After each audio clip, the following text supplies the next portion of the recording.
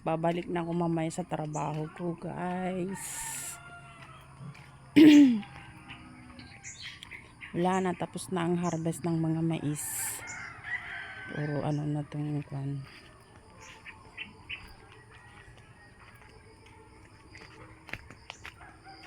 Ano na, oh. Wala na, oh.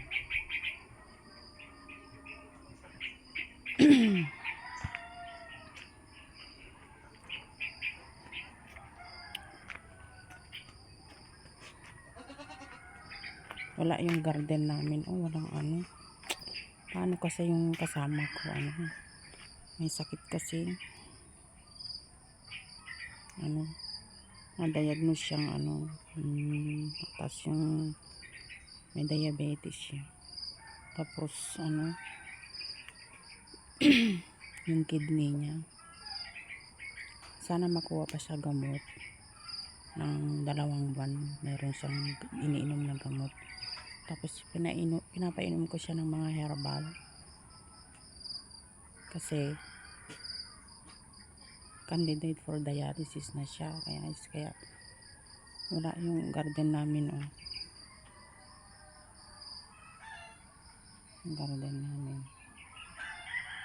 Hindi pa natamnan.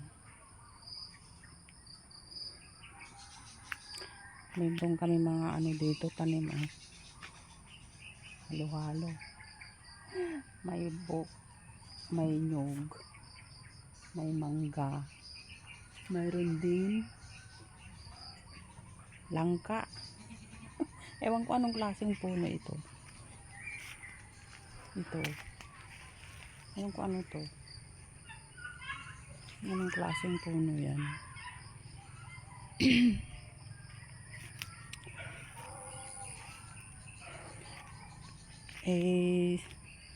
Hindi naman pwedeng ako ang mag-alaga sa kanya kasi guys, kung ako mag-alaga, wala na kaming pera.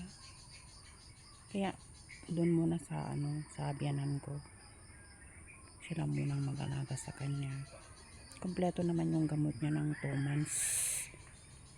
Sabi ko, inumin mo yung mga ano, yung mga herbal na ano, pinapaluto ko. Sabi ko, sarili mo lang din ang ano, gagamot. Tulungan mo yung sarili mo na ano, nasayo din yan.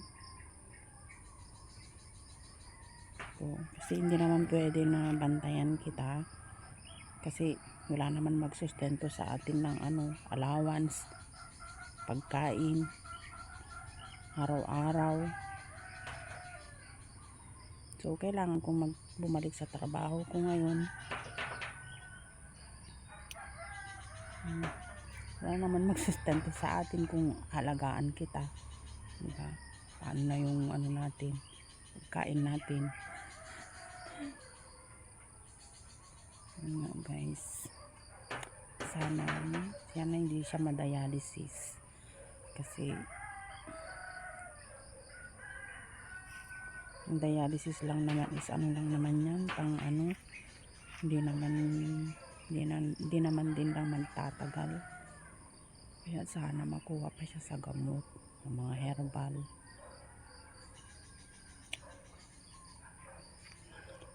Kayo guys, ano bang mas mabisang herbal para dun sa ano, sa diabetic at saka sa kidney?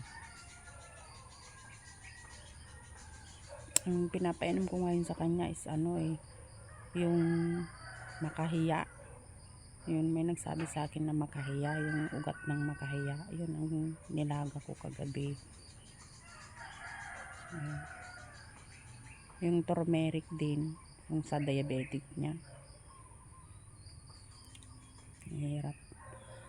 Pang mayaman na sakit yung dumapo sa kanya. Sabi ko, buti pa yung ano, yung cancer. Kasi cancer survivor naman ako. Nakasurvive na ako guys. Mahirap din. Sabi ko nga, kung pwede lang mamili ng sakit, mamimili sana. Diba? Yung kaya mo na lang sanang gamutin ang ano, ang hirap. Tulad niyan, oh. School. Kung hindi ka magtrabaho, wala ka na rin pera.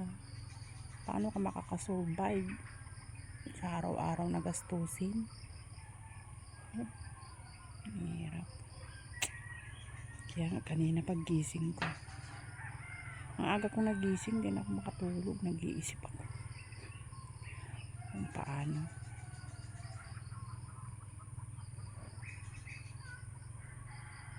Ano gagawin? Kasi anemic pa siya eh. Ganun naman daw pag may ka, magiging anemic ka. Guys, mahirap.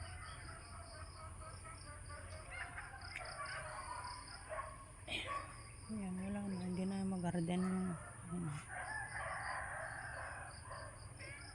okay lang mag-garden yan. Gusto niya bumalik sa trabaho niya, construction ang trabaho niya. Sabi ko, kaya mo pa bang magtrabaho? Sabi ko, huwag mo nang pilitin.